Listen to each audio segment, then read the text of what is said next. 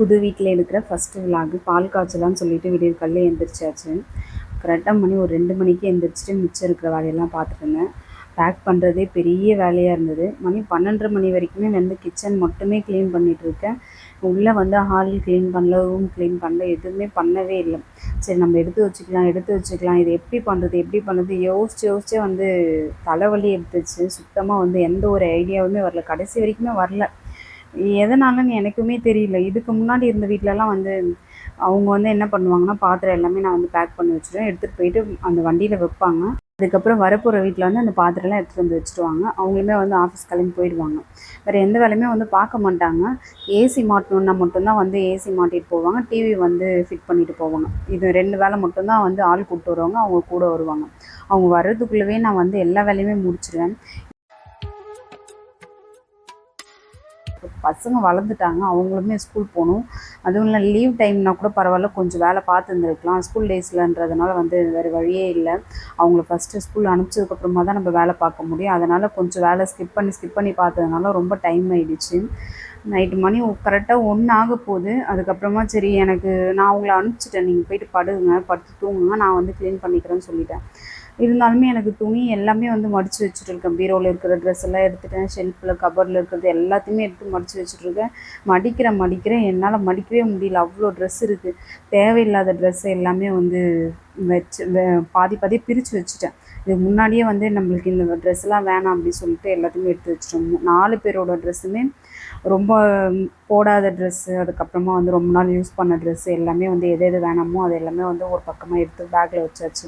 வேணுன்ற ட்ரெஸ்ஸு மட்டும் பிரித்து வச்சுட்டேன். பிரித்து வைக்கிறதுக்கே டைம் ஆகிடுச்சு. அதுக்கப்புறமா வந்து இதுக்கப்புறமா இருந்தாலுமே வந்து நம்மளுக்கு செட் ஆகாது அப்படின்னு சொல்லிட்டு அவங்கள எழுப்பிட்டு, அதுக்கப்புறமா வந்து அவங்க என்ன சொன்னாங்கன்னா, நான் 2 மணிக்கு எழுப்புறேன், நீ போயிட்டு தூங்கு. 2:30 மணிக்கு கரெக்டாக அலாரம் வைக்கிறேன். 2:30 மணிக்கு எழுந்திரிச்சு நம்ம வந்து ஃபஸ்ட்டு போயிட்டு பால் காய்ச்சிருவோம். பால் காய்ச்சிட்டு 4:30 மணிக்குள்ளே பால் காய்ச்சிருவோம். பால் காய்ச்சினதுக்கப்புறமா வந்து பாத்திரம் இருக்கிறது எல்லாமே அப்படியே எடுத்து போட்டு போயிட்டு அங்கே க்ளீன் பண்ணிக்கலாம். வேணான்ற பாத்திரம்லாம் தனியாக எடுத்து வச்சுட்டு எல்லாம் போதும் விடுங்க அப்படின்னு சொல்லிட்டாங்க. சரி, அவங்க சொன்னதுக்கப்புறம் தான் கொஞ்சம் ரிலீஃபாக இருந்தது. போயிட்டு படுத்து தூங்கிட்டு அதுக்கப்புறம் வந்து 2 மணிக்கு எழுந்திரிச்சு நான் குளித்து முடிச்சுட்டு அதுக்கப்புறம் பூஜை பாத்திரம்லாம் கழுவிட்டு இதெல்லாம் வேணுமோ அதெல்லாம் முன்னாடி எடுத்து வச்சுட்டேன். பூஜை பண்ணுறதுக்கு மட்டும் மிச்சம் இருக்கிற பாத்திரம்லாம் வந்து பால் காய்ச்சிட்டு அதுக்கப்புறம் வந்து எடுத்துக்கலாம்னு சொல்லிட்டு நாங்கள் அப்படியே விட்டுட்டு வந்துட்டோம். 4:30 மணிக்கெலாம் வந்து பூஜை பண்ண வந்து ஸ்டார்ட் பண்ணிட்டோம். பாலுமே வந்து 5 மணிக்குள்ளே வந்து பால் காய்ச்சிட்டோம்.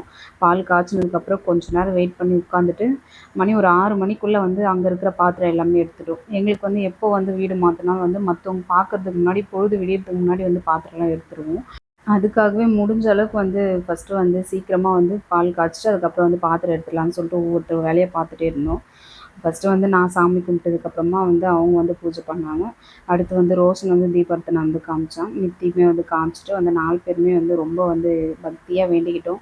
இன்னொரு டைம் வந்து நம்ம வீடு மாற்றணுன்னா வந்து நம்ம சொந்தமாக வீடு வாங்கிட்டு தான் போகணும் அப்படின்னு சொல்லிட்டு.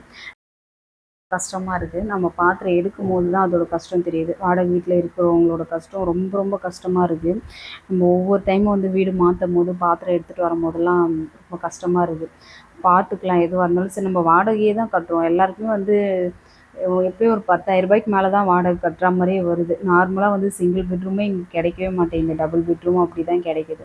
அப்படி இருக்கும்போது நம்ம இன்னும் ஒரு எக்ஸ்ட்ரா ஒரு 4,000 5,000 கட்டினா வந்து நம்ம ஹவுசிங் லோனே கட்டிட்டு போயிடலாம் அப்படின்ற மாதிரி தான் தோணுது. பார்ப்போம் எப்படி விடுறாங்கன்னு தெரியல. நம்ம கையில் எதுவும் கிடையாது.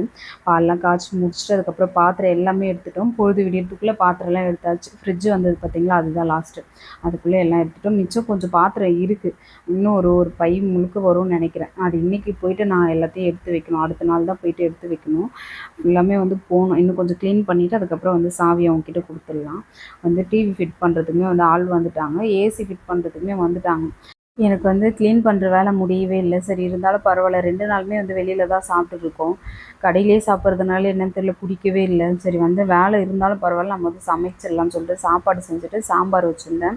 காலிஃப்ளவர் வந்து பக்கோடா போட்டுக்கலாம்னு சொல்லிட்டு ரெடி பண்ணி வச்சுருந்தேன். கேசரி வந்து புது வீட்டு பால் காய்ச்சினதுனால வந்து ஸ்வீட்டாக எதனா பண்ணலான்னு சொல்லிட்டு கேசரி வந்து ரெடி பண்ணியிருந்தேன். பக்கோடா செஞ்சுட்டு சாதம், சாம்பார், கேசரி, அப்பளம் இதெல்லாம் செஞ்சாச்சு. என்ன நிஜமா நீ தான் செஞ்சு அப்படின்னு கேட்டாங்க. 2 நாளாக கடையிலே சாப்பிட்றோம். போடுறல பிடிக்கவே இல்லை, அதனால் நானே செஞ்சுட்டேன். இல்லை இன்றைக்குமே நீ வெளில தான் வாங்கிட்டு வர சொல்லியோ இல்லை நான் யோசித்தேன் அப்படின்னாங்க. இல்லை இல்லை நானே செஞ்சுட்டேன், எனக்கே செட் ஆகலை, பசங்களுக்குமே கொஞ்சம் கஷ்டமாக இருக்கும் சாப்பிட்றதுக்கு, அதனால சரி அவங்களுக்கு வந்து பிடிச்ச மாதிரி சாம்பார்லாம் செஞ்சுட்டேன். ஸ்கூல்லேருந்து அவங்களுமே வந்துட்டாங்க. மதியம் லஞ்சு வந்து ரெடி பண்ணி கொடுக்கலான்னு பார்த்தா டைம் ஆகிடுச்சு. நாங்கள் சாப்பிடும்போது கரெக்டாக மணி 3 ஆகிடுச்சு. ரோஷன் வந்து சாதம் அப்போ தயிர் சாதம் நம்ம வாங்கிட்டு வந்து கொடுத்தாங்க, ஃபுல்லாமே வந்து பேக்லேயே கொட்டிடுச்சுமா, சாப்பிடவே முடியலம்மா, பாக்ஸ் ஓப்பன் ஆகிடுச்சுன்னா. சரி பரவாயில்ல, நான் சாப்பாடு செஞ்சு வச்சுருக்கேன் வான்னு சொல்லி எனக்கு மட்டும் தோணிகிட்டே இருந்தது. சாப்பாடு எப்போவுமே கொஞ்சம் வச்சு தான் இருப்போம், ஈவினிங் டைமில் வந்தால் சாப்பிட மாட்டாங்க அந்த அளவுக்கு, இருந்தாலும் பரவாயில்ல நம்ம கொஞ்சம் வச்சு வைப்போம் அப்படின்ட்டு வச்சது கொஞ்சம் யூஸ் ஆச்சு. குழந்த வந்து சாப்பிட்டான். சாப்பிட்டு முடிச்சதுக்கப்புறமா வந்து ஏசி வந்து ஃபிட் பண்ணிட்டு இருந்தாங்க. அந்த வேலை முடியவே இல்லை, இன்னுமே முடியல. பகல் முழுக்க நேற்றுக்கு ஃபேனே இல்லாமல் படுத்து தூங்கணும், நல்லா இருந்தது, பகல்லாம் நல்லா இருந்தது. நைட்டில் எந்த அளவுக்கு காலையில் நல்லா இருந்ததோ அந்த அளவுக்கு நைட்டில் ரொம்ப புழுக்கமாகவே இருந்தது, குமிழுது அப்படியே, சமாளிக்கவே முடியல. சரி என்ன பண்ணுறது, வேறு வழி இல்லை. ஏசி எல்லாம் ஃபிட் பண்ணிட்டாங்க, ஆனால் ஏதோ சுவிட்ச் போர்டு வேணுங்களாம். அந்த சுவிட்ச் போர்டு வந்து அவங்க ரெடி பண்ணல போல் இன்னும், அதை நம்ம தான் பண்ணிக்கணும் அப்படின்னு சொல்லிட்டாங்க. அது எப்போ சொல்லியிருக்கோம், ஆள் என்றைக்கு வருவாங்க என்னன்னு தெரியல, அது வரைக்குமே கொஞ்சம் கஷ்டமாக தான் இருக்கும். சரி பார்த்துக்கலாம் அப்படின்னு சொல்லிட்டு விட்டுட்டோம். வேலையெல்லாம் ஓரளவுக்கு கொஞ்சம் முடிஞ்சிருக்கு, இன்னுமே வந்து க்ளீன் பண்ண வேண்டிய வேலையெல்லாம் இருக்குது. சரி சும்மா வந்து ஈவினிங் டைம்ன்றதுனால வெளியில் வந்தோம். இங்கே வந்து துணியெல்லாம் இங்கே வந்து காய வச்சுக்கலாம்னு நினைக்கிறேன். வீட்டுக்கு ஆப்போசிட்லேயே இருக்குது, மேலே வந்து மொட்டை மாடி இருக்குது, அங்கே தான் நம்ம போயிட்டு, ஆனால் அங்கே யாரும் அந்தளவுக்குலாம் போக மாட்டேங்கிறாங்க, நாங்களுமே போகல. ரோஷன் நித்தி 2 பேருமே அடம் பிடிச்சிட்டு இருந்தாங்க, நாங்கள் போயிட்டு பார்த்துட்டு வரோமா சொல்லிட்டு.